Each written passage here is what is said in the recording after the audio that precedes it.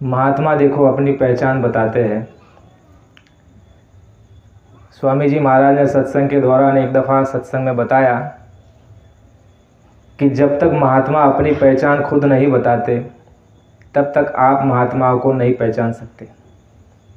स्वामी जी महाराज ने कहा कि जब तक महात्मा अपने खुद की पहचान आपको नहीं बताएंगे आप उनको जान ही नहीं सकते। और साथ साथ में और एक शब्द जोड़ दिया। बाबा जी ने ये कहा कि अगर कोई कहे हम संत को चिन्हा, गोस्वामी अपने हाथ कान को दीना। साथ में देखिए ये भी बता दिया कि कोई महात्माओं को बिना उनके बताए नहीं जान सकता। दूसरी बात आप ये भी समझिए, बाबा जी ने कहा कि कोई व्यक्ति अगर ये दावा करता है कि मैं संतों को जान गया, तो महापुरुषों ने कहा कि ऐसे वचन जब तुम्हारे कान पर पड़े तो अपने दोनों कानों को बंद कर लो, यानी तुम हम महात्माओं को जान नहीं सकते। स्वामी जी महाराज ने बहुत स्पष्ट बात बताई और सत्संग के दौरान जो जो बातें बताई उससे हमको ये मालूम पड़ा कि महात्मा क्या हस्ती और क्या शक्ति होती है। स्वामी जी महाराज ने सत्संग में बताया, बहुत ध्यान से आप सुनिए, हद तपे सो औलिया है। जो हद की बात जानता है, हद यानी मृत्युलोक नहीं, इससे भी ऊपर लोक है, उस लोक की जानकारी जो रखता है उसको औलिया कहते हैं। हद तपे सो औलिया, बेहद तपे सो पीर। आपने सुना होगा पीर होते हैं। बेहद तपे सो पीर, हद बेहद दोनों तपे, ताको नाम फकीर। जो हद और बेहद इससे भी ऊपर की बात जो जानता है उसको क्या कहते हैं? फ़कीर कहते हैं। और जिन जिन ने बाबा जी का अनुभव किया अपने जीवन काल में, तो उन्होंने बाबा जी को आला फ़कीर नाम दिया। यानी फ़कीरों में भी एक आला फ़कीर होता है, फ़कीरों में भी एक उच्च कोटि के महात्मा होते हैं। सन 70-80 के दशक की बात है। उस समय जो है वर्तमान प्रधानमंत्री महिला प्रधानमंत्री थी। उस समय जो है स्वामी जी महाराज से वो मिलने के लिए समय मांगती थी, लेकिन स्वामी जी महाराज कुछ कारणवश उसे समय नहीं देते थे। तो एक दफ़ा वो जो है दिल्ली में कृपाल सिंह जी महात्मा रहा करते थे। आज भी वहाँ सावन आश्रम है, वहाँ पर वो रहते थे, कृपाल सिंह जी महाराज, यानी सावन सिंह जी महाराज के जो शिष्य हुए कृपाल सिंह जी महाराज। उनसे जब उसकी मुलाकात हुई इंदिरा गांधी की, तो कृपाल सिंह जी महाराज से वो पूछ रही है इंदिरा गांधी, वो ये कह रही है कि महात्मा जी, बाबा जय गुरुदेव जी महाराज किस तरह के महात्मा हैं? ध्यान से आप इस बात को समझिए। वह किससे पूछ रही है? पूरे पहुँचे हुए महात्मा, कृपाल सिंह जी महात्मा पहुँचे हुए महात्मा थे। स्वामी जी महाराज ने उनके बारे में सत्संग में बताया था कि ये पहुँचे हुए महात्मा है कृपाल सिंह जी महाराज। तो वह उनसे कह रही है कि बाबा जी, बाबा जय गुरुदेव जी महाराज किस तरह के महात्मा हैं आपकी नज़रों में? तो देखिए कृपाल सिंह जी महाराज इंदिरा गांधी को वहाँ पर कह रहे हैं, उसको कह रहे हैं कि बच्ची, बाबा जय गुरुदेव जी महाराज उच्च कोटि के महात्मा हैं और उनको तुम कभी छेड़ना मत। बाबा जय गुरुदेव जी महाराज उच्च कोटि के महात्मा है और उनको तब तुम कभी छेड़ना मत। और इनके द्वारा आने वाले समय में देश और दुनिया में बड़े बड़े चमत्कार होंगे। कौन बता रहा है? पहुँचे हुए महात्मा कृपाल सिंह जी महाराज, उसको बाबा जी का परिचय दे रहे हैं। फिर आखिरी में ये शब्द का उच्चारण करते हैं कृपाल सिंह जी महाराज, उसे यह कहते हैं कि यही युग पुरुष है। कृपाल सिंह जी महाराज ने उसको कह दिया कि बाबा जय गुरुदेव जी महाराज कोई आम महात्मा नहीं है, उच्च कोटि के महात्मा है और उनको तुम कभी छेड़ना मत। और आने वाले समय में देश और दुनिया में इनके द्वारा बहुत बड़े बड़े चमत्कार देखने को मिलेंगे। तीसरी बात सुनिए, यही युग पुरुष है। युग पुरुष किसे कहते हैं प्रेमियों? भगवान राम जब धरती पर आए तो उनका जो कार्य पूरा हुआ, उसके बाद वो यहाँ से गए, उनको कहते हैं युग पुरुष। जो युग को बदलने के लिए आते हैं, जो धर्म की स्थापना करने के लिए आते हैं। जैसे कृष्ण भगवान आए तो ये जितनी भी शक्तियाँ आई युग पुरुष थे, उसी तरह से बाबा जय गुरुदेव जी महाराज युग पुरुष है। ऐसा कौन बता रहा है? तुम, हम नहीं बता सकते, क्योंकि जैसे स्वामी जी महाराज ने कहा कि आप महात्मा को जान नहीं सकते, महात्माओं को महात्मा जानते हैं। तो एक दफ़े की बात भी सुनिए आप, बीच में याद आ गई। एक प्रेमी ने बताया, पुराने सत्संगी ने, कि कृपाल सिंह जी महाराज को आप में से कितने लोग जानते हैं? नाम सुना होगा कभी, उनकी वंशावली बताता हूँ। देखिए जयमल सिंह जी महाराज राधा स्वामी पंथ डेरा व्यास, उनके शिष्य हुए सावन सिंह जी महाराज। सावन सिंह जी के शिष्य जो हुए आगे उनकी जो है वंशावली चलाने वाले कृपाल सिंह जी महाराज। कृपाल सिंह जी के बाद में जो हुए ठाकर सिंह जी महाराज, और उनके बाद जो वर्तमान में अभी मौजूद है ये उनकी वंशावली है। तो एक दफ़ा सत्संगी ने ये बताया, स्वामी जी महाराज कहीं जा रहे थे गाड़ी से, 4 व्हीलर कार से, तो बीच में जो है क्रॉसिंग आ गई, रेलवे क्रॉसिंग। तो स्वामी जी महाराज जो है गाड़ी से नीचे उतर गए और फाटक के उस पार जो है कृपाल सिंह जी महाराज खड़े थे। उस पार कृपाल सिंह जी महाराज थे और इस पार स्वामी जी महाराज थे। और बाबा जी गाड़ी से उतर गए और वो जो साथ में सत्संगी था, ये घटना उसने बताई है। बाबा जी कृपाल सिंह जी महाराज को मिलने गए क्रॉसिंग पार करके, पटरी पार करके, और वो ये बता रहे कि दोनों आपस में गले मिल करके इतना रोए, बोले जैसे कोई बिछड़ा यार हो अपना, इतना दोनों आपस में एक दूसरे को गले मिल करके रो रहे हैं, ऐसा वो सत्संगी ने बताया। और जब पुराना कृष्णा नगर आश्रम था हमारा मथुरा में, उस समय स्वामी जी महाराज ने कृपाल सिंह जी महाराज को बुलाया भी था वहाँ पर सत्संग के लिए, और स्वामी जी महाराज ने उनका जो मंच है ऊंचा लगवाया था और अपना मंच थोड़ा सा नीचा लगवाया था। तो सत्संगियों ने कहा कि भाई ऐसा कैसे? तो स्वामी जी महाराज उन्होंने कृपाल सिंह जी महाराज ने कहा था कि बाबा जय गुरुदेव जी महाराज ये बड़े अदब में रहते हैं, यानी कृपाल सिंह जी महाराज की उम्र बाबा जी से 5 साल ज़्यादा थी, इसलिए वह सम्मान उनको स्वामी जी महाराज ने दिया था ऊंचा मंच लगवा करके। तो स्वामी जी महाराज ने एक दफ़े सत्संगी को ये भी कहा था कि जाके उनसे नामदान ले लो। किससे? कृपाल सिंह जी महाराज से। तो सत्संगी जब उनके पास गए तो कृपाल सिंह जी महाराज ने उनको डांटा, कहा कि चले जाओ, वो पूरे है, लौट करके कभी मत आना। तो इस तरह का कृपाल सिंह जी महाराज के ये वचन हैं और पहुँचे हुए महात्मा। स्वामी जी महाराज ने कहा कि वो पहुँचे हुए महात्मा हैं। तो प्रेमियों ये बात कौन बता रहा है? महापुरुष बता रहे हैं। ये बाबा जय गुरुदेव जी महाराज की पहचान। हद तपे सो औलिया, बेहद तपे सो पीर, हद बेहद दो तपे ताको नाम फ़कीर, और इनको लोगों ने आला फ़कीर का दर्जा दिया। दूसरे शब्दों में आप समझने का प्रयास कीजिए।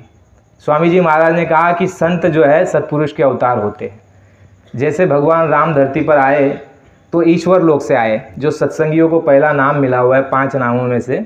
स्वामी जी महाराज ने कहा कि भगवान राम पहले लोक से आए, ईश्वर लोक से आए, और वहाँ से आने के बाद वह किसका बोध कहलाए? ईश्वर का बोध। और ईश्वर की जो शक्ति थी वो उनके पास थी, तो वो ईश्वर का अवतार कहलाई।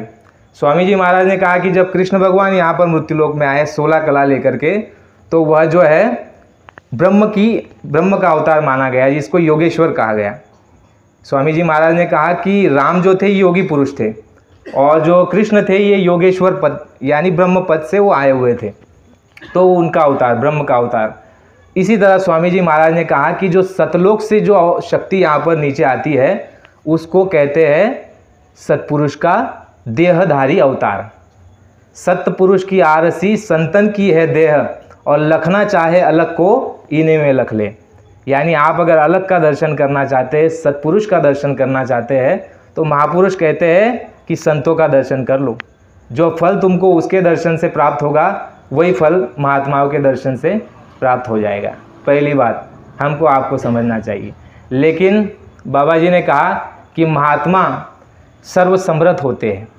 सर्वसमर्थ का ये मतलब होता है कि उनके ऊपर किसी का कोई बंधन नहीं। गुरु महाराज ने सारी बातें बताई कि संत किसे कहते हैं, बहुत छोटी छोटी बातें बीच बीच में बताते हैं। स्वामी जी महाराज ने कहा कि सतलोक से जो संत आए हैं उनसे तुम रास्ता लोगे तभी तुम जो है निगुरे नहीं कहलाओगे। अगर संत सत्य देश से आई हुई शक्ति से, संत सत्पुरुष से अगर तुमने रास्ता नहीं लिया, चाहे जितने गुरु बनाओ, बाबा जी ने यह कह दिया कि तुम निगुरे ही कहलाओगे। यानी सतलोक के आए हुए संतों के द्वारा नामदान लेने के बाद ही आप निगुरे नहीं कहलाओगे। उसके अतिरिक्त जितने भी कहीं भी चले जाओ आप, बाबा जी ने कहा कि आप निगुरे कहलाओगे। तो स्वामी जी महाराज ने पहचान बताई संतों की। तो बाबा जय गुरुदेव जी महाराज ने 10 जुलाई सन 1952 से अपना ये आध्यात्मिक जागरण, वैचारिक क्रांति और आध्यात्मिक क्रांति का ये कार्यक्रम गुरु महाराज ने जो अर्दली बाजार काशी से शुरू किया। स्वामी जी महाराज ने 10 जुलाई सन 1952 से लेकर के 17 जुलाई सन 1952 तक 7 दिनों तक बाबा जी ने आध्यात्मिक सत्संग लोगों को सुनाया। और स्वामी जी महाराज ने कहा कि वह सत्संग जो ना आपके रामायण में है, ना वेदों में है, ना 18 शास्त्रों में है, ना ही उपनिषदों में है, वह सत्संग जिसके लिए वेदों में लिखा गया है कि नेति नेति, यानी कि वेद भी जो है एक सीमित दायरे में बता रहे हैं कि भाई हम ब्रह्म पद तक ही वो जानकारी दे रहे हैं, यानी दूसरे नाम तक वो जानकारी दे रहे हैं। कौन? वेद। वेद में जो लिखा हुआ है 80,000 कर्मकांड, 16,000 उपासना कांड और 4,000 ज्ञान कांड, ये वेदों की जो रचना है, स्वामी जी महाराज ने उस रचना से भी ऊपर का भेद बताया। तो बाबा जी सत्संग में ये बताते कि बच्चा, मैं जब शुरू में आरंभ में मैं जब सत्संग देता था, उस समय पर बैठे हुए लोग उठ करके खड़े हो जाते थे, चल देते थे, क्योंकि बात समझ में आती नहीं थी। तो स्वामी जी महाराज ने देखो वो सत्संग सुनाया। कौन सा सत्संग? गुरु महाराज ने कहा कि महात्मा जो सुनाते हैं उसको आत्मकथा कहते हैं, आत्मकथा। गुरु महाराज ने कहानी किससे नहीं सुनाए, गुरु महाराज ने क्या सुनाया? ये जीवात्मा कौन है, कहाँ से आई, इसका पिता कौन है, यहाँ कैसे फंस गई और यहाँ से कैसे जाएगी। गुरु महाराज ने तुम्हारी और हमारी आत्मकथा बताई सत्संग के अंदर में। और हमको आपको ये आदत थी कि भाई रामायण सुन ली, महाभारत सुन लिया, कथा और कीर्तन सुन लिया। तो स्वामी जी महाराज ने जो सत्संग आरंभ में सुनाया, तो गुरु महाराज ने कहा कि लोग उठ करके भाग खड़े होते थे। उसके बाद स्वामी जी महाराज ने जो है कहा कि मैंने फिर जो है उदाहरण देना शुरू कर दिया। तो आप देखते थे मथुरा में जब स्वामी जी महाराज सत्संग करते तो दादा गुरु के पुत्र थे, वह जो है घट रामायण का पाठ करते थे, घट रामायण की चौपाइयों का पाठ करते थे, और उसका जो है बाबा जी स्पष्टीकरण हमको आपको बताते थे।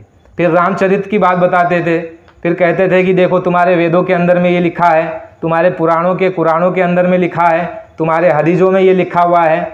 यानी कि तुमको हमको समझाने के लिए महात्माओं ने क्या किया, बाबा जी ने एक उदाहरण देना शुरू कर दिया, किताबों का, ग्रंथों का, उपनिषदों का, रामायण का, भागवतों का और घट रामायण का। तब बाबा जी ने कहा कि लोग धीरे धीरे बैठने लग गए। फिर स्वामी जी महाराज ने 17 जुलाई सन 1952 अर्दली बाजार काशी, जहाँ से कबीरदास जी ने, आपके महावीर भगवान ने, बौद्ध ने, गौतम बुद्ध जिनको कहते हैं, इन्होंने जो है जहाँ से अपना जो है कार्य शुरू किया, उसी जगह से स्वामी जी महाराज ने 17 जुलाई सन 1952 से 5 लोगों को नामदान दिया। प्रथम जो नामदान दिया 5 लोगों को, उसमें से जो है एक ही परिवार के 5 लोग थे। और इससे पहले पूर्व में जो नामदानी हुए 2 व्यक्ति हुए। बाबा जी ने कहा कि एक शंभू जी श्रीवास्तव जो हुए, उनको बाबा जी ने जो है नामदान दिया, पहला नामदान 1950 में। उसके बाद एक हमारी यशोदा श्रीवास्तव नाम करके एक बहन हुई, गुरु बहन, उसको दूसरा नामदान दिया। स्वामी जी महाराज ने 2 ऐसे नामदान 1950 में ही दे दिए थे, और 1952 में 17 जुलाई के बाद जो है 5 व्यक्तियों को नामदान दिया। उसके बाद जो है नामदान देना शुरू कर दिया। तो देखो नामदान क्या चीज़ है, उससे क्या प्राप्त होता है, एक गुरु बहन की घटना से समझने का प्रयास कीजिए। जो आपके शंभू जी है, विपिन बिहारी श्रीवास्तव, जो पहले नामदानी, पुरुष नामदानी, 1950 के नामदानी, जो यूनिवर्सिटी कॉलेज में पढ़ते थे, जिनकी आपने किताब भी पढ़ी होगी, बाबा जी का जीवन परिचय जिन्होंने बताया है, तो वह ये कहते हैं कि मेरी जो चचेरी बहन है, उनके घर में पैतृक घर ले गया था बाबा जी को एक समय। तो उस समय क्या पर्दे का ज़माना था, पर्दे में बहनें जो है, स्त्रियाँ पर्दों में रहती थी, खुले में नहीं आती थी बात करने के लिए। तो वह कहते हैं जब मैं पैतृक घर अपने बाबा जी को ले गया, तो सारे बैठ करके सत्संग सुन रहे थे, तो मेरी एक बहन, उन्होंने कहा वो चचेरी बहन जो है पर्दे के अंदर से जो है बाबा जी का दर्शन कर रही थी। स्पष्ट नहीं देखा, पर्दे से देख रही कि कोई महात्मा जी है सफ़ेद कपड़े पहने हुए और कुछ सत्संग इनको सुना रहे हैं। और बाबा जी सत्संग सुना करके कुछ को नामदान दे करके वहाँ से चल दिए। अब वो जो बहन है अपनी विपिन बिहारी श्रीवास्तव को, वो यह बता रही है कि भैया जब से बाबा जी यहाँ से आकर के चले गए, उसके बाद जब मैं आंखें बंद करती हूँ तो मेरे आंखों के सामने प्रकाश आ जाता है। जो साधना करते हैं वो इस इशारे को समझ रहे होंगे। यानी जिसने पूरी तरह से बाबा जी को नहीं देखा, पर्दे में देखा, वो गुरु बहन कह रही है कि मैंने जो है बाबा जी की आवाज़ और उनको जो है धुंधले रूप में देख करके, जब उनको जाने के बाद जब भी मैंने आंखें बंद की तो मेरे आंखों के सामने प्रकाश नजर आता है। यानी साधना की स्थिति उसकी होगी। तो 17 जुलाई सन 1952 के बाद बाबा जी ने नामदान देना शुरू कर दिया। और नामदान का जिक्र जो है बाबा जी ने और सभी महात्माओं ने जो है सभी धर्मशास्त्रों में किया। उसके लिए जो है बाबा जी ने सत्संग सुनाना फिर शुरू कर दिया और बहुत विस्तार से सत्संग सुनाया। 60 वर्षों में गुरु महाराज ने ऐसा सत्संग सुनाया जिसके लिए बाबा जी ने कहा कि बच्चा मैंने चौगड्डा सत्संग सुनाया। परिवार में कैसे रहना चाहिए, समाज में कैसे रहना चाहिए, अड़ोस पड़ोस में कैसे रहना चाहिए, ईश्वरवाद, आत्मवाद, धर्मवाद और आध्यात्मवाद, आतंकवाद और तमाम प्रकार के जितने भी वाद है, गुरु महाराज ने एक बाल से लेकर के हाथी तक सारी बातें तुमको हमको समझा दी और बता दी। 60 वर्षों के भीतर में ऐसा कोई भी व्यक्ति आदमी नहीं कह सकता कि बाबा जी ने ये बात हमको नहीं बताई। तो जिस बात पर अधिक जोर दिया अपने सत्संगों में, उसी विषय पर हम अधिक चर्चा करेंगे समय लेकर के। स्वामी जी महाराज ने जो है सबसे अमोलक 2-3 वस्तुओं को कहा। अमोलक वस्तु का हमारे पास जितना समय है उसके हिसाब से अमोलक वस्तु का हम जिक्र करते हैं। स्वामी जी महाराज सत्संग में कहते हैं, जो सत्संगी है पुराने, जिन्होंने बाबा जी का सत्संग सुना है, वो इस बात को गहराई से समझते हैं। बाबा जी सत्संग में ये कहते हैं कि बच्चा, तुमको अमोलक मानव शरीर अब की बार मिल गया है। अमोलक मानव शरीर, यह देव दुर्लभ शरीर है, यह नर नारायणी शरीर है और ये अब की बार जो है उस प्रभु परमात्मा की प्राप्ति के लिए उस मालिक ने तुम पर दया और मेहर करके तुमको ये मनुष्य शरीर बख्श दिया है। गुरु महाराज ने कहा कि ये मानव शरीर में तुम आकर के, तुम्हारे पास जो है उतने सारे अधिकार है जो देवी देवताओं के पास भी नहीं है। गुरु महाराज ने कहा कि तुम्हारे इस मनुष्य शरीर में ऐसा एक रास्ता गया है, गुप्त रास्ता, जिससे होकर के तुम जीते जी जीवित में देवी और देवताओं का दर्शन कर सकते हो। ईश्वर, ब्रह्म, पारब्रह्म, महाकाल, सतलोक, अगम, अलख और अनामी, यानी जो 8 लोग जिसको बताते हैं, 5 नामदान के और 3 जो है अलख, अगम और अनामी, ये 8 लोगों की सैर तुम जीते जी बैठ करके यहाँ से कर सकते हो। ऐसा रास्ता, गुप्त रास्ता तुम्हारे शरीर में उस परमपिता परमात्मा ने बना करके रख दिया है। और जिस वस्तु की तलाश और खोज तुमको बाहर है, कौन सी वस्तु की तलाश है हमको? सुख की। प्रत्येक आदमी, चाहे किसी जाति से संबंध रखता हो, चाहे गरीब हो, अनपढ़ हो, पढ़ा लिखा हो, रोगी हो या कुरूप हो, या चाहे जैसा भी हो, वो हर आदमी अपने को चाहता है कि सुख मिलना चाहिए। तो महात्माओं ने क्या कहा कि सुख जो है तुम्हारे अंदर में है। सुख का सागर बाबा जी ने कहा कि तुम्हारे अंदर में हिलोर मार रहा है। और जिस वस्तु की तुम तलाश कर रहे हो, जिस वस्तु को प्राप्त होने के बाद जो है गुरु महाराज ने कहा कि दुख, क्लेश, झगड़ा, झंझट, बीमारी, तकलीफ, परेशानी, आवागमन का चक्कर, नर्क और 84 खत्म हो जाती है, वह वस्तु तुम्हारे अंदर इस शरीर में मौजूद है। वह कौन सी वस्तु है? महात्माओं ने बहुत अच्छे से समझाया, लेकिन हम समझ नहीं पाए।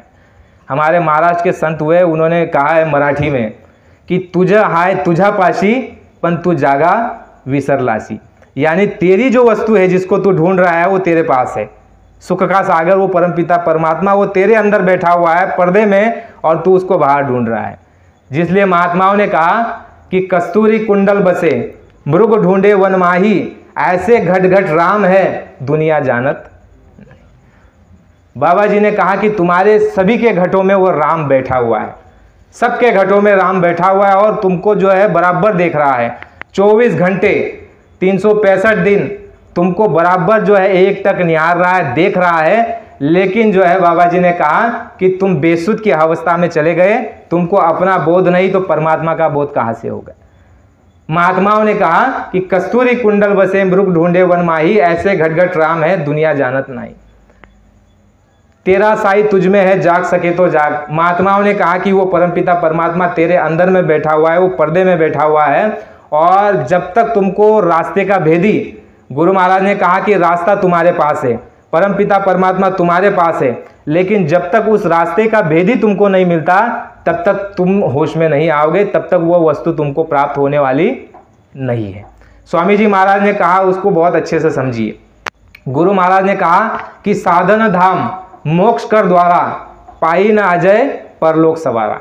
देखो इस शरीर को क्या कहा महात्माओं ने, जैसे हम लोग यहाँ पर आए, कहाँ से? रामकुआ से, तो गाड़ी से आए, इको गाड़ी लेकर के। तो इको गाड़ी क्या हुई? साधन हुआ ना, आने का एक साधन हुआ, एक प्रयोग के लिए एक साधन हुआ कि चलो भाई यहाँ से वहाँ चले जाएंगे, एक साधन है। तो इसी तरह महात्माओं ने क्या कहा कि परलोक को संवारने के लिए, मुक्ति और मोक्ष को प्राप्त करने के लिए, परम पिता परमात्मा का दर्शन जीते जी करने के लिए, ये तुमको उस परम पिता परमात्मा ने ये मनुष्य शरीर दे दिया, ये साधन तुमको दे दिया। साधन धाम मोक्ष कर द्वारा, पाई ना अजय परलोक सवारा, यानी इसी से तुम अपना परलोक सुधार सकते हो, आत्म गति को प्राप्त कर सकते हो, परम पिता परमात्मा को प्राप्त कर सकते हो, स्वर्ग वैकुंठ को प्राप्त कर सकते हो। गुरु महाराज ने कहा अगर कर्म खराब हो गए तो नीचे चले जा सकते हो, यानी लक्ष्य 84 जिसको कहते हैं। गुरु महाराज ने कहा कि अगर तुम्हारे कर्म खराब हो गए तो तुम नीचे चले जाओगे। सारा का सारा जो है आवागमन का चक्र कहाँ से शुरू हुआ? गुरु महाराज ने कहा इस मनुष्य शरीर में तुम्हारे अंदर में जो है 5 इंद्रियां है, जिसको कर्म इंद्रिया कहते हैं। सुबह से लेकर के रात तक तुम जो भी कर्म करते हो, 2 जो है दिशा में बांटा जाता है, एक शुभ कर्म, एक अशुभ कर्म। गुरु महाराज ने कहा इसी शरीर से नए कर्म कर सकते हो और पुराने कुछ कर्म को भोग सकते हो। इसके अतिरिक्त लक्ष्य 84 और देवी देवता, भूत, जिन, जिन्नात और पिशाच, ये जितने भी है, गुरु महाराज ने कहा इनमें से कोई भी योनि ऐसी नहीं है जिसमें से नए कर्म तुम कर सकते हो। ये केवल तुमको ही अधिकार उस परमपिता परमात्मा ने दिया है कि तुम नए कर्म कर सकते हो। इसके लिए धर्मशास्त्रों में, वेदों में, शास्त्रों में एक वर्णन आता है कि कर्म प्रधान विश्व रचि राखा, जो जस करहि तो तस फल चाखा। यानी ये जो रचना है, ये जो संचालन चल रहा है, ये आपके मृत्युलोक का, ये स्वर्ग और वैकुंठ का, ये जो है नरक और 84, ये कीड़े पतंग, गाय भैंस, कुत्ता बैल बकरी, ये जितना भी चक्र आपका चल रहा है, महात्माओं ने क्या कहा कि कर्मों के आधार पर ये पूरा जो चक्र घूम रहा है, कर्मों के आधार पर। और कर्म कौन से शरीर से किए जा सकते हैं? ये आपके नर नारायणी शरीर से, ये देह से किए जा सकते हैं, जिसमें 5 तत्व पूरे हैं। और इसके अतिरिक्त जो लक्ष्य 84 की योनियां हैं, गुरु महाराज ने कहा वो भोग योनि है। और इसी तरह से जो देवता ऊपर के लोकों में बैठे हैं, स्वर्ग और वैकुंठ में, स्वामी जी महाराज ने कहा कि वो भी अपना भोग भोग रहे हैं। भोग कौन सा? वो पुण्य को भोग रहे हैं। और जो लक्ष्य 84 में जो जीवात्मा है, जो नरक में जीवात्मा है, स्वामी जी महाराज ने कहा कि वो पाप कर्म को भोग रहे हैं। तो पाप और नरक और स्वर्ग कहां से गया? इसी मनुष्य शरीर के जो तुम्हारे कर्म बने, उसके द्वारा जो है तुम्हारी हमारी दशा और दिशा बन गई।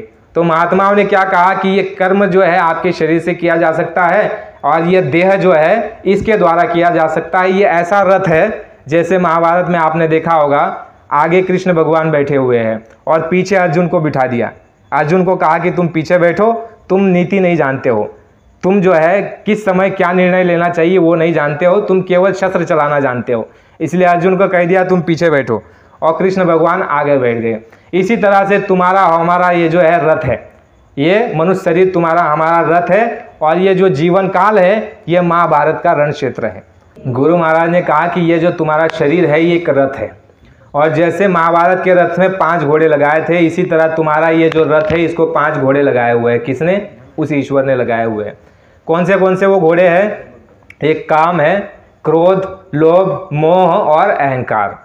स्वामी जी महाराज ने कहा कि ये 5 घोड़े तुम्हारे इस शरीर को लगा दिए गए हैं, और इस घोड़े के वशीभूत होकर के तुम चले जाते हो। बाबा जी ने कहा कि 5 तरह के ये जो घोड़े हैं, काम, क्रोध, लोभ, मोह और अहंकार, ये जीवात्मा के जो है चारों ओर घेरा डाल करके बैठे हुए हैं। जय गुरुदेव। और दूसरी बात गुरु महाराज ने कहा, काम, क्रोध, लोभ, मोह, अहंकार, ये 5 राक्षस तुम्हारे साथ लगा दिए। और दूसरा ये लगाया, स्वामी जी महाराज ने कहा कि एक रजोगुण, तमोगुण और सतोगुण, जिसके लिए गुरु महाराज ने कहा कि ये नवरात्रि का जो समय आता है, जिसमें आप कहते हो कि भाई नींबू पानी पे रहना चाहिए 9 दिनों तक। अब देखो, रजोगुण, तमोगुण और सतोगुण, यह जो है मनुष्य में भी है और देवताओं में भी है। देवता और मनुष्य इन सभी में जो है रजोगुण, तमोगुण और सतोगुण है। लिंग शरीर के जो देवता है उनमें भी ये मौजूद है। तो जैसे आपने सुना कि इस शरीर के द्वारा साधना करके आप जो है उच्च गति को प्राप्त कर सकते हो, ये रथ है। इसीलिए आपको इसको साफ सुथरा और इसको पवित्र और इसको जो है आपको निरोगी रखना पड़ता है। इसीलिए महात्माओं ने जो है शरीर से ही शुरुआत कर दी। गुरु महाराज ने क्या कहा कि आपके शरीर में जो गुरु महाराज ने जो संयम, नियम जो सत्संग में बताया, नियम क्या क्या बताए?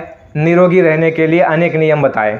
नवरात्रि की बात बाद में आएगी, पहले शुरू में जो सत्संग हमने सुना गुरु महाराज का, उसमें बाबा जी ये कहते हैं, जब नामदान दिया हमको तो बाबा जी ने ये कहा कि बच्चा ये ले जाओ नामदान, ये अमूल्य चीज़ है, ये कहीं मिलती नहीं है, और जो जानता है उसके पास तुम पहुंच नहीं सकते, और ये आने वाले समय में मिलेगी नहीं, और नहीं भी लेना चाहो तो भी इसको ले लो। ऐसे ले लो जैसे तुम्हारे मकान में कोई वस्तु तुम्हारे कोने में पड़ी रहती है जिसका तुम्हें कभी काम नहीं आता, लेकिन साल में कभी एक आध बार तुम्हारी नज़र पड़ती है कि भाई चलो इस वस्तु का काम है तो इसको निकाल करके काम ले लें, तो ऐसे नामदान ले लो और रख दो एक तरफ, और जब समय आएगा और जब तुमको इसकी कद्र हो जाएगी उस समय इसको काम में ले लेना, और ये आगे आने वाले समय में मिलने वाला नहीं। जब हमको आपको नामदान दिया, फिर नामदान देने के साथ गुरु महाराज ने क्या कहा कि कोई भी अगर क्रिया करते हो, दवा लेते हो, तो उसके साथ परहेज होता है। तो ये फलीभूत तभी होगी जब तुम इसके साथ परहेज का पालन करोगे। गुरु महाराज ने दवा तो हमको दे दी, कौन सी? नामदान दे दिया।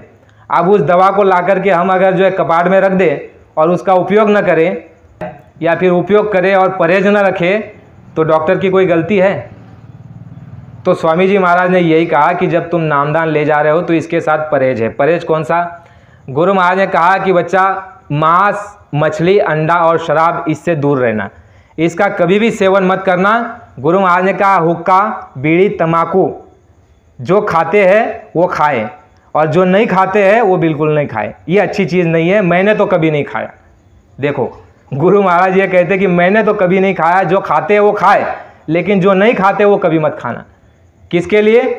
बीड़ी और तम्बाकू और हुक्का। हुक्का पी सकते हो। गुरु महाराज ने कहा हुक्का वो अलग होता था, पानी से बनता था वो हुक्का, जिससे बीमारियां जाती थी। स्वामी जी महाराज ने कहा मांस, मछली, अंडा और शराब इससे तुम दूर रहना और इसको कभी भी सेवन मत करना। और साथ साथ में देखो और परहेज दिया।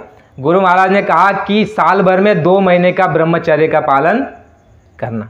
गुरु महाराज ने 2 महीने का ब्रह्मचर्य का पालन का आदेश दिया है सभी प्रेमियों को, सत्संगियों को। और जो टाटधारी हमारे भाई है उनको 3 महीने का पालन दिया हुआ है कि तुम साल भर में 3 महीने तक ब्रह्मचर्य रहोगे, और साधारण जो आम सत्संगी है उनके लिए कहा कि 2 महीने तक तुम ब्रह्मचर्य का पालन करोगे। और इतना नहीं कर सकते हो तो कम से कम गुरु महाराज ने कहा कि 1 महीना तो ब्रह्मचर्य का पालन अवश्य करना। इसके साथ गुरु महाराज ने क्या कहा कि क्या होगा, क्या फ़ायदा होगा? गुरु महाराज ने कहा कि तुम्हारे शरीर में जो है ओज की मात्रा बढ़ेगी, और जब ओज की मात्रा बढ़ जाएगी तो तुम्हारे शरीर में स्फूर्ति रहेगी। चाहे संसार का काम करोगे या ध्यान भजन सुमिरन या परमार्थ का या प्रचार का जो भी कार्य करोगे अपने शरीर द्वारा, उस कार्य में तुम्हारा मन लगेगा। यानी तुम्हारा मन लगेगा और तुम्हारे शरीर में स्फूर्ति रहेगी, और उसको करने के लिए तुम्हारे अंदर उत्साह होगा। किससे? ब्रह्मचर्य के पालन से। 2 महीने का ब्रह्मचर्य का पालन। और आध्यात्मिक रास्ते में ये बताया गया है कि अगर हमारे शरीर में ओज की मात्रा अगर बढ़ जाती है, 250 ग्राम कुछ ऐसी ओज की मात्रा बताई है, तो वह साधना में हमको जो है मदद पहुंचाती है। यानी जीवात्मा को उठाने के लिए गुरु महाराज ने कहा कि उसकी सहायता हो जाती है, और शरीर स्वस्थ रहता है, निरोगी रहता है, और ये काया निरोगी रहेगी तभी हम आप ध्यान भजन सुमिरन कर सकते हैं। गुरु महाराज ने ये परहेज बताया। फिर उसके बाद ये बताया कि नवरात्रि का जब समय आता है, साल में 2 बार नवरात्रि आती है। ये आपकी जो नवरात्रि चल रही है, इसमें गुरु महाराज ने कहा कि जब घट स्थापना होती है उस समय जो है प्रकृति में बदलाव होता है। शरीर की प्रकृति और वायु पंच तत्व की प्रकृति में बदलाव होता है, और ऐसे समय में गुरु महाराज ने कहा कि तुम अगर अपने इस शरीर में अन्न का दाना नहीं डालोगे, अन्न का टुकड़ा नहीं डालोगे, अन्न को सेवन नहीं करोगे, फलाहार पर रहोगे, या फिर सबसे बेहतर अच्छी वस्तु है नींबू का पानी, उससे तुम्हारे शरीर में जो है कमजोरी नहीं आएगी। और जैसे गाड़ी को गिरसिंग की जाती है, वैसे अगर तुम नींबू पानी पर 9 दिन रहोगे तो गुरु महाराज ने कहा कि तुम्हारे अंदर जो बीमारियां हैं, गुरु महाराज ने कहा कि वो ख़त्म हो जाएगी। जो बीमारियां तुम्हारे कितने पैसे खर्च करने से नहीं जा रही है, गुरु महाराज ने ऐसा रास्ता बता दिया कि वो उपाय कर लोगे। नींबू पानी पर साल में 1 बार 2 बार ये क्रिया होती है, और आप अगर ये करने लग जाओगे तो गुरु महाराज ने कहा कि ये सारा आपका जो शरीर के अंदर में जो गंदगी है, जो मैल जमा हो चुका है अंदर का, गुरु महाराज ने कहा वो बाहर निकल जाएगा और इसकी ग्रीसिंग हो जाएगी, और ये आप जो है स्वस्थ और निरोगी हो जाओगे। पहला लाभ। फिर देखो इसी के साथ महात्माओं के एक तीर में अनेक निशान होते हैं। फिर गुरु महाराज ने इसी के साथ कहा कि जब तुम 9 दिन का उपवास करोगे नींबू पानी पर, तो इन 9 दिनों में जो है 3 तत्वों की जो है इसकी जो है नियंत्रित किया जा सकता है। 3 तत्वों को, ये जो आपका रजोगुण, तमोगुण और सत्वगुण। गुरु महाराज ने कहा 3 दिन तक अगर तुम नींबू पानी पर रहोगे पहले, तो उसमें आपका रजोगुण जो है स्थिर हो जाएगा। 3 दिन और करोगे 6ठे दिन तक, तो तुम्हारा जो है तमोगुण स्थिर हो जाएगा। तमोगुण यानी तुम्हारा जो गुस्सा आता है, हमको गुस्सा आता है, क्रोध आता है, वासना जग जाती है, और एकदम परिस्थिति जो है विचलित हो जाते हैं, घबराहट होती है या फिर अनेक तरह का जो हमारे शरीर में जो क्रियाएं होती है, गुरु महाराज ने कहा वो तुम्हारी जो है नियंत्रण में आ जाएगी। और सतोगुण, रजोगुण, तमोगुण और सतोगुण, इन तीनों पर तुम विजय प्राप्त कर लोगे। और रजोगुण, तमोगुण, सतोगुण, इस पर जब तुम नियंत्रण पाओगे, पहला फायदा तुमको क्या हो गया, शरीर निरोगी हो गया। शरीर निरोगी हो गया तो तुम साधना में ज़्यादा देर बैठ सकते हो। बीमार रहते हो, समझो बवासीर है तो कहते हैं भाई बवासीर है, ज़्यादा देर बैठ नहीं सकते हैं, तो कम समय लेते हो। और अगर ये महात्माओं की क्रिया को हम अपनाएंगे तो इससे क्या होगा, बीमारी तो चली जाएगी, लेकिन साधन भजन पे बैठने के समय पे हमारा मन जो दौड़ता है, भागता है, और कभी रजोगुण आ जाता है, कभी तमोगुण आ जाता है, कभी सतोगुण, यानी कि ये गुणों की अदला बदली होती रहती है। ध्यान से इसको आप समझना। जब हम ध्यान भजन सुमिरन पर बैठते हैं तो देखना, विचारों को आप निगरानी करना। कभी कभी क्रोध आ जाता है, कैसे, याद आ जाता है कि किसी आदमी ने मुझे जो है डांटा था, तो बड़ा क्रोध आ जाएगा साधना में, तो इसका मतलब क्या हुआ कि जो तमोगुण है वो तुम्हारा जाग गया। तो वो क्रोध आने के बाद तो हम ये भूल ही जाते हैं कि हम साधना में बैठे हुए हैं। तो वो क्या होता है, गुरु महाराज ने कहा कि तुम समय की खाना पूरी कर रहे हो, खाना पूरी, कोई लाभ वहाँ पर हो नहीं रहा है, खाना पूरी केवल समय की हो रही है। और इस तरह से नियम को अगर हम चलेंगे तो गुरु महाराज कह रहे हैं, पहली चीज ये तुम्हारा रथ, जो तुम्हारा मनुष्य शरीर है, जिसके द्वारा तुमको जो है परलोक को संवारना है, यानी यह जो मनुष्य शरीर है, गुरु महाराज ने कहा ये परलोक को संवारने के लिए मिला है, तो हमारी जिम्मेदारी और ड्यूटी ये है कि इसको पहले तो सुरक्षित करें। सुरक्षित यानी इसको निरोगी बना ले और इसकी हम रक्षा करें। गुरु महाराज ने यह कहा कि नामदान जब दिया कि तुमको ये परहेज पालना है कि तुम संयम से, नियम से, परिवार में, और बहनों के लिए भी कहा है, जो बीमारी हमारे घर में आ जाती है, गुरु महाराज ने कहा संयम नियम तोड़ देने की वजह से बीमारियों के दरवाजे तुमने खोल लिए हैं, इसलिए जो है घर घर में बीमारियां प्रवेश कर गई। बहनों के लिए जो नियम आदेश दिया है उस पर भी बहनें ध्यान नहीं देती। माफ़ करना, बाबा जी ने जो बात बताई है वो बड़ी संयमित बात थी। गुरु महाराज ने कहा वो बातें जो है पूर्व के समय में महिलाएं अपनी बच्ची को बता देती थी, घर में ही अपनी बच्ची को बता देती थी कि भाई ये नियम है, ये संयम है। लेकिन गुरु महाराज ने कहा कि आज जो है इस बात को ना कोई जानता है, और वो जानता है उसकी बात को कोई मानता नहीं है। इसलिए स्वामी जी महाराज ने कहा कि इस बीमारियों की रोकथाम जो है महात्माओं द्वारा होनी चाहिए। और जहाँ से बच्चा पैदा हो रहा है उसी रास्ते से अगर बीमारी हो जाए तो बाबा जी ने कहा कि तुम्हारा आगे का परमार्थ का रास्ता भी खंडित हो जाएगा। यानी शरीर अगर बीमार रहेगा तो कौन सा परमार्थ हम कर लेंगे। आप देखते हो कई बार लोग कहते हैं भाई मैं बीमार हूँ, सत्संग में नहीं आ सकता, भाई मैं बीमार हूँ इसलिए साधन भजन पर नहीं बैठ सकता, भाई मैं बीमार हूँ इसलिए प्रचार में नहीं आ सकता। तो जब तुम्हारा हमारा शरीर ही हम अगर निरोगी नहीं रखेंगे और बदपरहेजी करके अगर इसको ख़राब कर देंगे तो आगे का रास्ता भी, जिस रास्ते के लिए, जिस काम के लिए हमको आपको शरीर मिला है, वह काम हमारा होगा नहीं और वो काम हमारा जो है आगे बढ़ेगा नहीं। इसलिए बहनों से शुरुआत गुरु महाराज ने की। ये कहा कि जो बहनें हैं इनको जो है माहवारी के समय में जो है खाना नहीं बनाना है। खाना जो है माहवारी के समय में बिल्कुल मत बनाना। अगर बच्ची है तो बच्ची को बोल दो, सास है तो सास को बोल दो, जेठानी है तो जेठानी को बोल दो कि भाई आप खाना बना लो, आप कपड़े धो सकते हो, दूसरा कर सकते हो, लेकिन आप भोजन को बिल्कुल हाथ मत लगाना। और गुरु महाराज ने कहा कि 4 दिनों तक तुमको नहाना नहीं है। चाहे शरीर पर चाहे जितनी बार तुम पानी लगाओ, जितनी बार हाथ पैर धो लो, लेकिन नहाना बिल्कुल नहीं है। क्योंकि गुरु महाराज ने कहा कि अगर तुम नहा लोगे, रोम कहते हैं इसको, इस रोम से जो शरीर के अंदर की जो बीमारियां बाहर पसीने के द्वारा निकलती है, और ऐसे में अगर बहनें नहा लेती है तो वो जो बीमारी है वो तुम्हारे शरीर में ही रह जाएगी, बाहर निकलेगी नहीं। तो 4 दिनों तक गुरु महाराज ने कहा नहाना नहीं है और तुम भोजन नहीं बनाना। अगर तुमने भोजन बना लिया तो गुरु महाराज ने कहा कि वो जो भोजन करेगा उसकी बुद्धि नियंत्रित नहीं रहेगी, उसकी बुद्धि जो है हमेशा गर्म रहेगी, गर्म स्वभाव हो जाएगा। क्योंकि स्वामी जी महाराज ने कहा कि रजस्तोला नारी जो है अगर पापड़ पर उसकी छाया पड़ जाती है तो पापड़ अगर भूंजो तो लाल हो जाता है, सुना है ना आपने। और इसी तरह अगर सांप होता है जो नाग, उसके ऊपर अगर रजस्तोला नारी की अगर छाया पड़ जाए तो वो भी अंधा हो जाता है। तो ये सारे तत्वों को महात्मा जानते हैं और इस सारी बातों की बदपरहेजी हमने कर दी।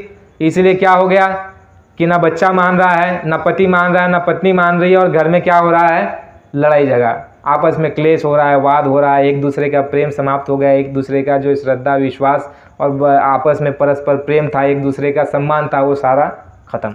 क्योंकि गुरु महाराज ने कहा कि तुमने जो है शुरुआत से ही खराबी कर दी, इसीलिए आगे का रास्ता भी तुम्हारा बाधित हो गया। तो बहनों के लिए आदेश है कि 4 दिनों तक नहाना नहीं, खाना बनाना नहीं, और चाहे दिन में जो है हाथ पैर 10 बार धो, लेकिन नहाना नहीं है उस समय पर। ये बहनों के लिए गुरु महाराज ने आदेश दे दिया।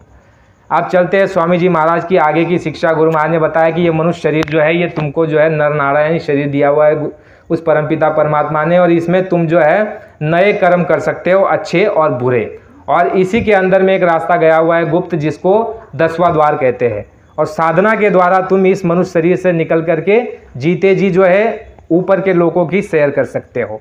और उसके लिए कोई जानकार, कोई भेदी होना चाहिए। जब जानकार और भेदी मिल जाएगा तो तुमको रास्ता बता देगा और उंगली पकड़ा करके चलाएगा। और जब तुम उसकी बात को मानोगे तो गुरु महाराज ने कहा कि तुम्हारा दिन और दुनिया दोनों बन जाएगी। स्वामी जी महाराज ने यह सत्संग सुनाया, अमोलक वस्तु मानव शरीर।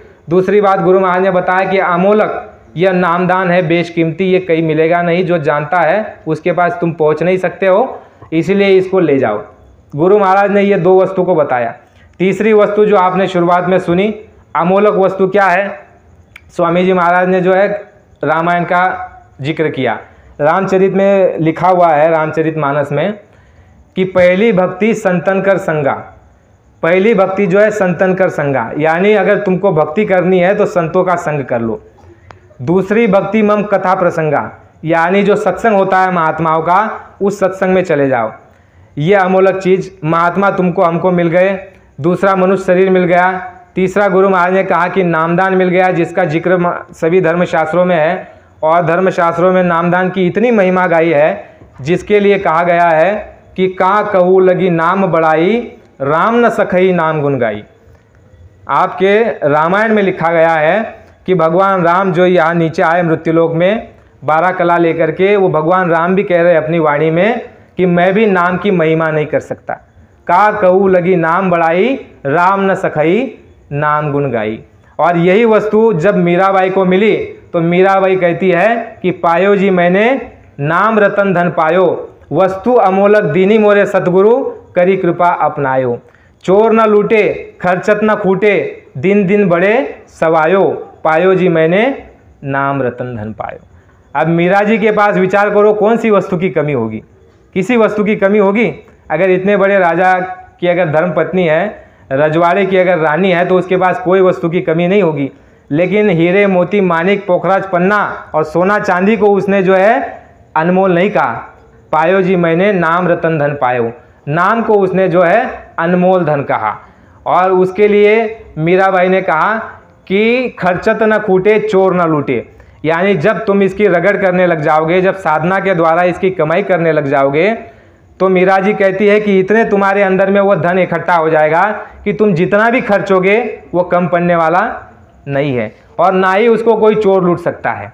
जैसे तुम्हारा रुपया है, पैसा है, बैंक बैलेंस है, सोना है, चांदी है, उसका डर है हमको कि भाई कोई लूट ना ले जाए, कोई चोरी ना कर ले, कोई ठगी ना कर ले।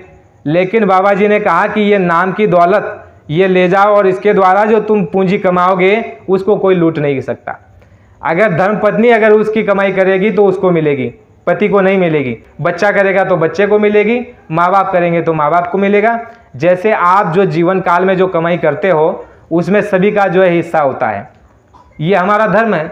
गुरु महाराज ने कहा कि जो तुम जीवन में कमाते हो उसमें सबका हक है। सबका किसका किसका? तुम्हारे माँ बाप का हक है, उसमें समाज का हक है, उसमें जो है तुम्हारे गुरु का हक है, उसमें तुम्हारे भाई और बहन का भी हक है। जो तुम कमाते हो यानी जो पुरुष कमाते हैं उसमें सभी का हक है। लेकिन जो नाम की दौलत हम आप कमाते हैं सुबह और शाम ध्यान भजन सुमिरन के द्वारा, बाबा जी ने कहा कि इसमें किसी का कोई अधिकार नहीं। 14 वर्षों की उम्र में स्वामी जी महाराज ने कहा कि यह साधना कोई भी कर सकता है, कि 14 वर्ष के ऊपर बच्ची बच्चा जो कोई हो ये साधना कर सकता है और वो जो है उच्च गति को प्राप्त कर सकता है। स्वामी जी महाराज सत्संग में एक घटना बताई कि रैदास जी के समय में रैदास जी जो है बड़े प्रख्यात हो गए उनके इलाके में। लोगों को मालूम पड़ गया कि भाई बड़े पहुँचे हुए महात्मा हैं और लोग आने लग गए। तो एक राजा पीपा करके नाम हुआ, उनको भी मालूम पड़ा कि भाई रैदास जी जो है बड़े पहुँचे हुए महात्मा हैं और यह जो है चेतन दौलत देते हैं। चेतन दौलत यानी आत्मा की दौलत, आत्मा की पूंजी। ये जो आप और हम ध्यान भजन सुमिरन करते हैं, महात्मा जो नाम का दान देते हैं, गुरु महाराज ने कहा कि ये नाम का जो दान है ये तुम्हारे शरीर के लिए नहीं है, ये आत्मा का दान है, ये सबसे ऊंचा दान है। इसमें जो तुम कमाई करोगे ये शरीर छूटने के बाद तुम्हारे साथ आएगा। और ये दिन भर जो तुम एड़ी का पसीना चोटी तक बहा रहे हो, इसमें से जो है सुई की नोक भी तुम्हारे साथ आने वाली नहीं। आएगा क्या? सिर्फ तुम जो ध्यान भजन सुमिरन कर रहे हो, यह जो है आत्मा की पूंजी, ये तुम्हारे साथ आएगी। तो ये जो है उस राजा ने सुना, राजा पीपा ने, तो राजा पीपा समझ गया कि मेरे जितने भी फौज फाटे हैं, दास दासियाँ है, सोना चांदी है और मान सम्मान है, ये सारा का सारा यही रह जाएगा और आगे जब निकल जाऊंगा खाली का खाली जाऊंगा। तो चले गए रविदास जी के पास।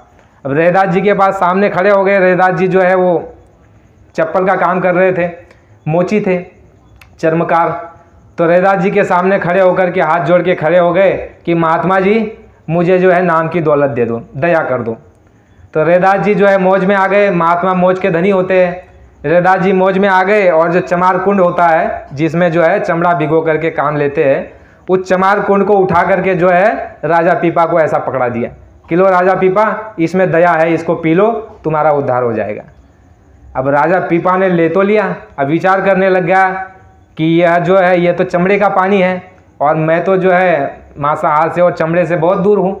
तो राजा पीपा ने जो है लोक लाज में जो है उस चमार के कुंड को, पानी को जो है अपने ऐसे बाई पर गिरा दिया, उड़ेल दिया और ऐसे दिखाया कि भाई मैंने उसको पी लिया। और वो जो है दे करके वहाँ से लौट करके चला गया और घर जाते ही जो है महल में जाते ही अपने कपड़े उतारे और कह दिया अरे मैं आज तो जो है अशुद्ध हो गया, मुझे जो है चमार कुंड का पानी जो है रविदास जी ने दे दिया और मैंने उसको जो है कपड़े पे छिड़क दिया, मैंने अपने धर्म को बचा लिया।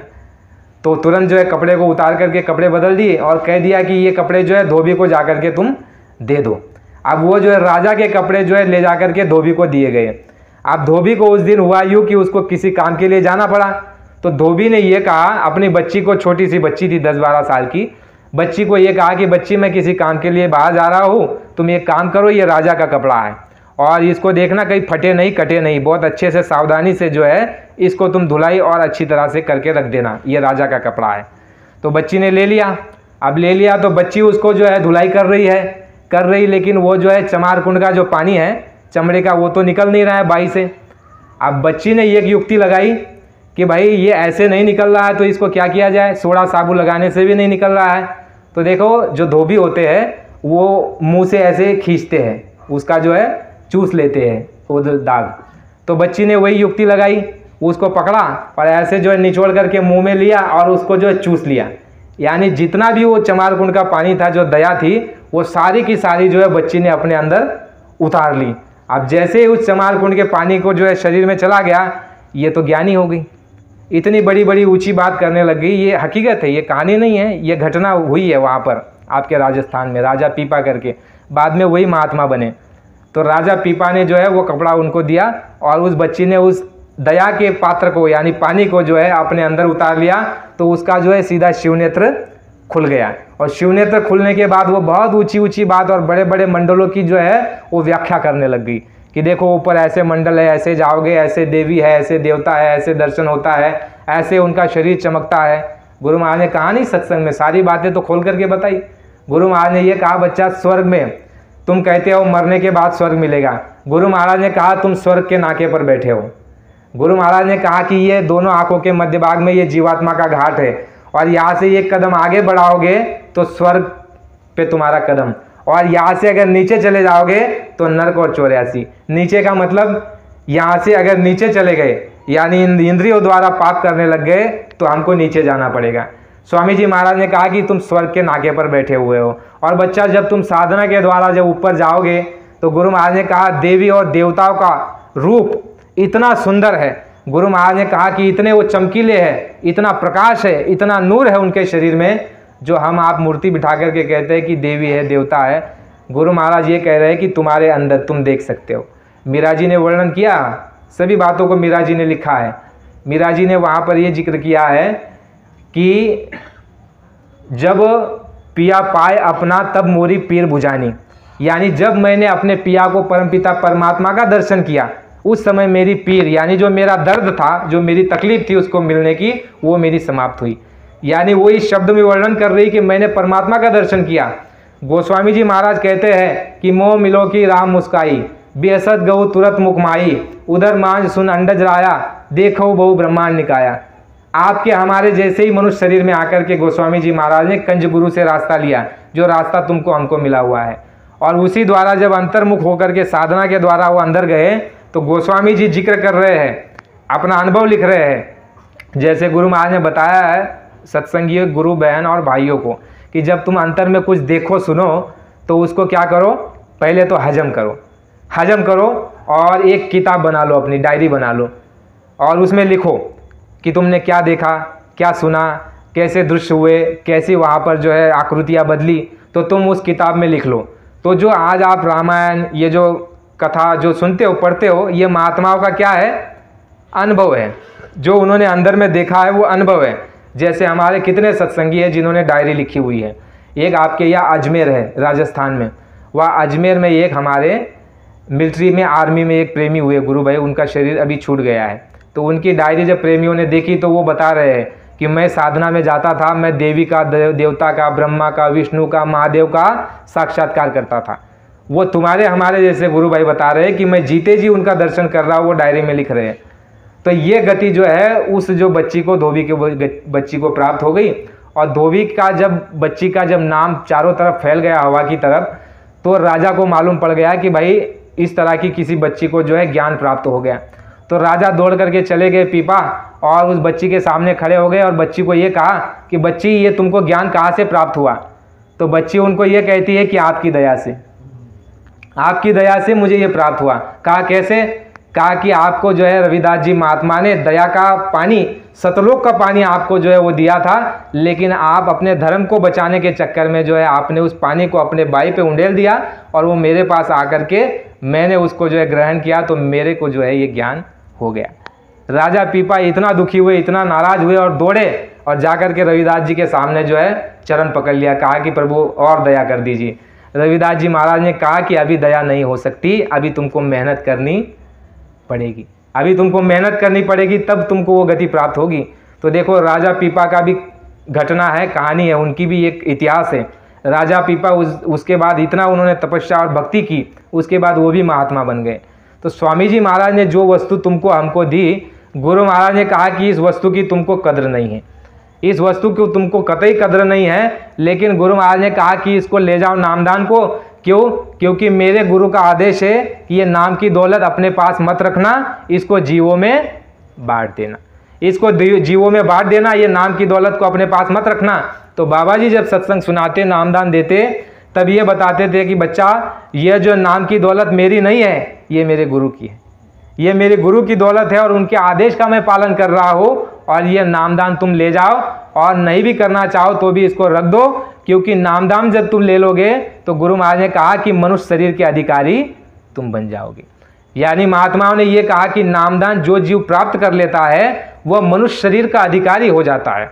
केवल आपने नामदान को सुन लिया कि भाई बाबा जी ने 5 नाम इस तरह के होते हैं। गुरु महाराज ने कहा नाम का मतलब जो नाम दिया जा रहा है उसका रूप होना चाहिए, जिसका रूप है उसकी आवाज़ होनी चाहिए, जिसका आवाज़ है उसका स्थान होना चाहिए। इसको पूर्ण भेद कहते हैं और ये संसार में गुरु महाराज ने कहा कहीं पर भी नहीं है, और जो जानता है उसके पास तुम पहुंच नहीं सकते। उस समय पर कृपाल सिंह जी महाराज थे, उसके बाद में गुरु महाराज ने किसी के लिए इशारा नहीं किया वो दौलत के लिए। यानी ये वस्तु जो है संसार में कहीं मिलती नहीं है, लेकिन गुरु महाराज ने हमको आपको दे दिया और ये कहा कि मेरे गुरु का आदेश है, मैं मेरे गुरु के आदेश की पालना कर रहा हूँ, ये नामदान ले जाओ। और नामदान ले जाने के बाद गुरु महाराज ने कहा कि महात्मा 1 जन्म में नहीं तो 4 जन्म में पार करते ही करते। गुरु महाराज ने कहा कि पहले के समय में ऐसा नियम था, कबीर साहब के समय में 7 जन्म तक पार करने की एक नियम था। गुरु महाराज ने ये कहा सत्संग में, देखो प्रेमियों, एक दद्दू जी करके हमारी संगत में हुए, स्वामी जी महाराज के साथ रहते थे, दद्दू जी करके 2-3 दद्दू जी हुए, एक दद्दू जी थे उनमें से। स्वामी जी महाराज ने प्रेमियों को बुला करके कहा कि बच्चा ये जो दद्दू देख रहे हो ये कबीर साहब का जीव है, ये कबीर साहब का नामदानी है, लेकिन कबीर साहब ने इसको बहुत समझाया और अनेक बार इसने जन्म लिया, लेकिन इसने साधन भजन नहीं किया, इसीलिए देखो इसका ये 7वां जन्म है। यानी कबीर साहब को गए कितने 600 से 700 वर्ष हो गए, अभी भी जो है ये जन्म ले रहा है। इसका मतलब आप समझिए कि नामदान जिस भी जीव ने प्राप्त कर लिया है उसको नरक और 84 नहीं हो सकता, उसका अगला मनुष्य जन्म रिजर्व है। यानी आपका बुकिंग हो गया है, जैसे हमने जो है टिकट निकाल लिया है, गुरु महाराज ने कहा कि ये जो आपका नामदान है ये टिकट है, और टिकट निकाल करके रख लिया और गाड़ी आई तो जाकर के सीधा तुम उसमें बैठ जाओगे, तो कोई तुमको रोकने वाला नहीं है। तो इसी तरह ये नामदान का टिकट है। गुरु महाराज ने कहा जब तुम्हारा शरीर छूटेगा तो ऊपर पूछा जाएगा, तो तुम बताओगे कि मैं अमुक महात्मा का जीव हूँ, मैंने नामदान लिया है। तो तुमको नर्क और 84 में नहीं डाल सकते, तुमको दोबारा मनुष्य शरीर दिया जाएगा। लेकिन स्वामी जी महाराज ने कहा उसके लिए परहेज है। परहेज कौन सा? गुरु महाराज ने कहा पराई स्त्री को माँ बहन समझना और पराये धन को मिट्टी समझना, मांस और शराब से दूर रहना। गुरु महाराज ने ये नियम बताया। और अगर कोई कर्म अगर भूल चूक हो भी जाए तो गुरु महाराज ने कहा उसको जो है साधना में कटवा करके, सेवा करवा करके और तुमसे जो है वह अदा कर लिया जाएगा। लेकिन जो मांस खा लिया और शराब पी लिया, पर स्त्री गमन कर लिया, गुरु महाराज ने कहा दूसरे को धन को हड़प लिया, तो इसकी माफ़ी होने वाली नहीं है और इसकी सज़ा मिल जाएगी। तो गुरु महाराज ने कहा मांसाहार से तुम दूर रहना, शराब से तुम दूर रहना, पर स्त्री से तुम दूर रहना। ये नियम पर अगर जो जीव रहता है उसके लिए गुरु महाराज ने कहा कि उसको दोबारा मनुष्य शरीर मिल जाता है। फिर एक सत्संग में गुरु महाराज ने यह कहा था कि बच्चों, उस मालिक की अब की बार ऐसी दया हो चुकी है। पहले जो संतों के जीव थे वह जो है बड़े धनीमानी थे और उन्होंने जो है धनीमानी होकर के जो है साधन भजन नहीं किया, तो मालिक की अब की बार ऐसी दया हो गई है कि उनको गरीब घराने में जन्म दे दिया। और ऐसे गरीब घराने में उनको जन्म दे दिया है, फटे हाल में है, ना कोई ज़्यादा उनके पास शौक है, ना श्रृंगार है, ना साधन है, ना ज़्यादा धन दौलत है, ना द्रव्य है, ना मान सम्मान है ज़्यादा। ऐसे फटे हाल में उस मालिक ने उनको जन्म दे दिया है और देखो अभी ज़्यादा भजन करते हैं।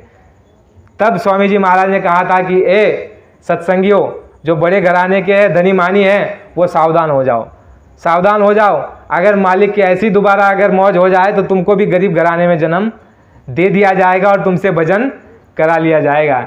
तो स्वामी जी महाराज ने ये भी बात कही है कि मैं तुमसे भजन करा करके रहूँगा।